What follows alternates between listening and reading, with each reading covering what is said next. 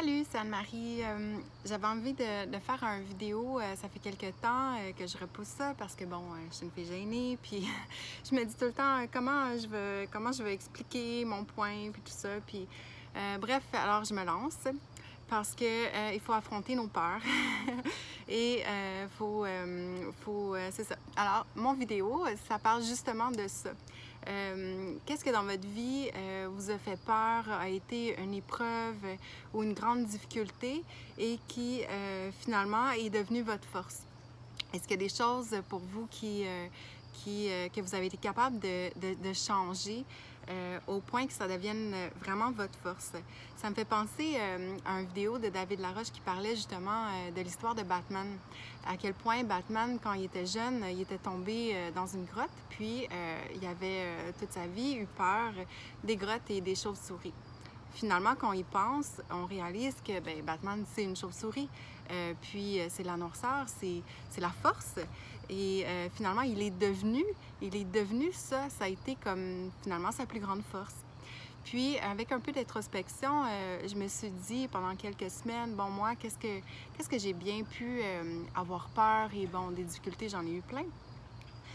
Qu'est-ce que j'ai été capable de transformer dans ma vie? Qu'est-ce que j'ai été capable de faire une différence? Puis finalement, il y en a plein, il y a plein de choses. J'ai énuméré tout un tas de trucs que j'ai... bon, j'aime les défis, là, fait que peut-être que j'ai pas tant de mérite, mais quand même. Je me dis, si ça peut inspirer des gens, déjà, ça peut être super quand même. Alors, je vous en parle.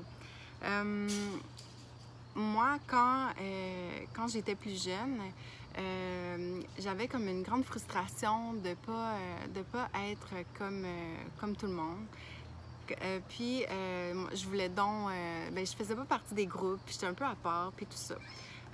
Puis finalement, je voulais donc aller dans une école privée, être habillée comme tout le monde, être vraiment, faire partie du lot, faire partie d'un groupe, être pareil comme tout le monde. Je voulais comme être comme tout le monde. Puis finalement, dans ma personnalité, j'étais un peu différente, puis ça me frustrait. Puis c'est ça. Mais finalement, quand je réalise que crème plus tard, c'est devenu ma force. Je pense qu'un jour, j'ai sûrement réalisé que tant qu'à être différente, tant qu'à ne pas penser comme tout le monde, tant qu'à être aussi bien que ce soit ma force que, en fait, d'être unique.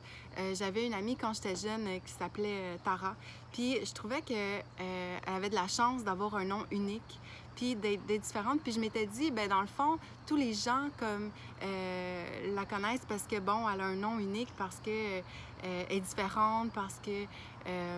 puis finalement, je me suis dit, moi aussi, j'ai envie d'être unique, j'ai envie que les gens m'apprécient parce que j'ai des idées différentes des autres, parce que, bref. Puis j'ai comme réalisé que dans la vie, j'avais pas envie finalement d'être un mouton ou d'être pareil comme tout le monde, puis qu'il y avait beaucoup plus d'avantages à penser par moi-même, à remettre les choses en question, à pas me fier sur faire comme tout le monde. Puis bon, même dans mon travail, finalement, plus tard, j'ai développé des techniques de massage uniques, j'ai développé des types de massage uniques, comme le Mi Ashiatsu, qui étaient deux techniques complètement différentes. Là, ça n'existait pas dans le monde, puis je pense que je suis encore la seule à le faire. Puis c'est ça, aussi, j'ai fait le massage sur chaise, la combinaison de thaïlandais, suédois et shiatsu. La plupart des gens prenaient une des techniques. Puis moi, je me suis dit, pourquoi pas faire les trois? Souvent, en massage sur chaise, on n'a pas le temps de... Bref. Puis aussi, j'avais comme un problème de perfection. Pour moi, ma mère était toujours parfaite. Elle avait les souliers qui fitaient avec la robe, ses cheveux étaient toujours parfaits. Elle était vraiment comme... je la trouvais comme parfaite. Elle avait toujours des beaux ongles, tout ça. Puis moi, j'avais comme l'impression que je devais être parfaite, que je devais... que je devais être comme ça. Puis ça me causait vraiment des problèmes intérieurs parce que ça me créait de l'anxiété. Si je rencontrais quelqu'un, j'avais comme le sentiment que je devais être parfaite en tout point. Puis ça me stressait, c'était la pire chose pour moi, c'était ça. Finalement, à un moment donné, mon père m'avait dit, là, Anne-Marie, calme-toi, là. Si t'es pour te marier avec, aussi bien être vrai à 100%, parce que de toute façon, tôt ou tard, il va voir qui que tu es et que t'es pas parfaite, puis que c'est ça. Alors, finalement, j'ai reviré ça et c'est devenu ma force. Quand je rencontrais quelqu'un, j'étais moi-même à 400% en disant, ben voici qui je suis, puis c'est ça. Fait que si t'es pas content, ben tant pis. Puis ça a été ma force aussi. On me dit des fois que je suis un petit peu intense, mais bon, je suis moi-même. Autre chose aussi dans ma vie, mon Dieu, j'ai été jusqu'à sûrement 13, 14, même jusqu'à 20 quelques années finalement. J'étais victime. J'étais victime de tout. J'étais victime de l'injustice. La vie, c'était oh mon Dieu, je me sentais rejetée. Je trouvais que j'avais pas de chance. Je trouvais que les gens m'écoutaient pas, que je me sentais pas bonne, pas intelligente, tout ça. Puis je me sentais comme victime. Bref, j'ai lu la loi non, pas la loi et la promesse. Ça, c'est plus tard. J'ai lu La prophétie des ondes qui m'a fait réaliser que la vie, c'est des coïncidences, que tout est fait pour nous faire évoluer, qu'il n'y a rien qui est terminé, qu'on est toujours en cheminement, puis que tout est correct.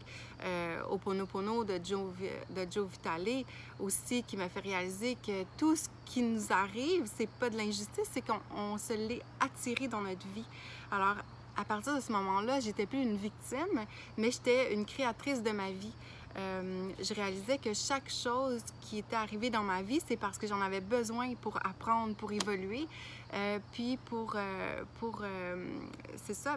En fait, ça a fait que je suis devenue encore plus positive, puis mais ça m'a pris du temps, mais ce que je veux dire, c'est qu'il y a quelque chose qui a été tellement difficile pour moi pendant des années et qui finalement, quand on traverse nos peurs, puis quand on va vers ce qui est difficile, puis on peut arriver à justement inverser les choses, puis devenir encore plus... ça peut devenir notre force, tu sais. Puis finalement, ben, ça a été ça. Puis aussi, ma mère me répétait souvent que les autres ont le pouvoir sur nous qu'on leur donne. Et ça, c'est quand j'étais jeune, mon Dieu, ça me frustrait quand elle me disait ça, là. C'était comme, non, c'est pas vrai, j'ai pas donné ce pouvoir-là. Moi, je suis une victime, c'est pas de ma faute. Mais finalement, aujourd'hui, quand je lis des livres puis tout ça, ben, je réalise que, mon Dieu, elle avait tellement raison. Puis c'est ça. Alors, j'ai été capable de passer de la victime à que tout était la fin du monde, puis tout ça, à devenir comme très positive et que voir que la vie, dans le fond, est parfaite. Tout est parfait sur notre chemin pour nous aider à évoluer. Tout est bien placé.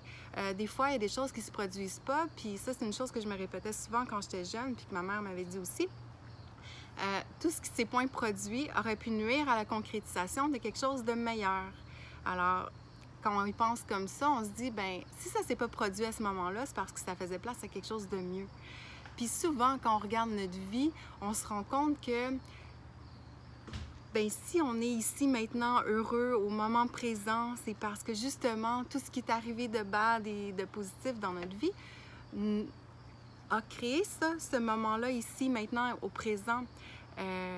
Puis on réalise que tout est parfait.